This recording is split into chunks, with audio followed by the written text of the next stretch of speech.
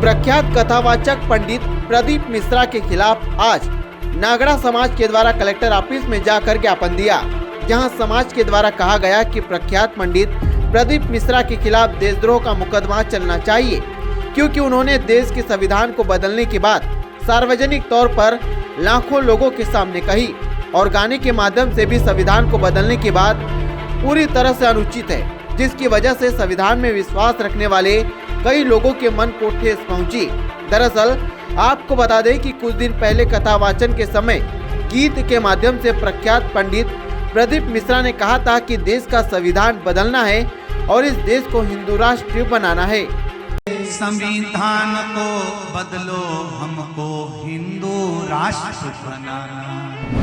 संविधान को बदलो, हमको हिंदू राष्ट्र बनाना। कथित रूप से नर्मदापुरम में उन्होंने कथा के दौरान यह भारतीय संविधान को बदलने की बात कही गई थी। इस भारतीय संविधान को बदलने की जो उनके द्वारा बात कही गई थी, विद्वान पंडित जी को यह ज्ञात होना चाहिए कि वे संविधान के विरोध में, यदि संविधान के प्रतीकों के या संविधान के विरोध में ऐसी कोई बात कहते हैं तो वह राष्ट्रद्रोह की श्रेणी में आता है। बावजूद ऐसे विद्वान पंडित ने इस प्रकार का दुस्साहस किया है और संविधान बदलने की बात कही है।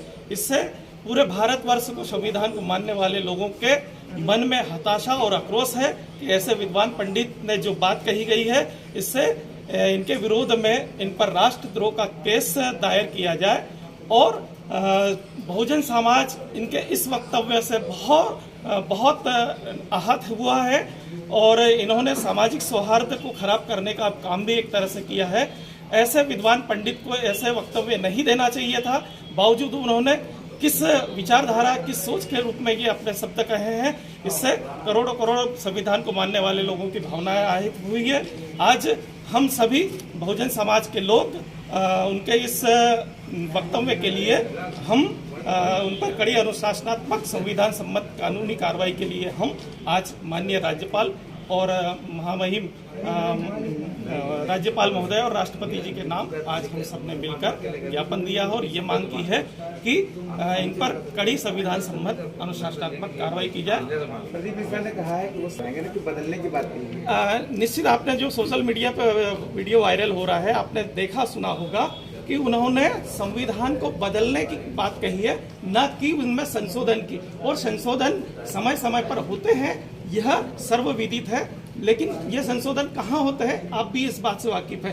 किसी धर्म सभा में ये संशोधन नहीं किए जा सकते हैं और किसी भी धर्म संसद के व्यक्ति को ये कहने का अधिकार नहीं है कि वह भारतीय संविधान को बदलना चाहते हैं।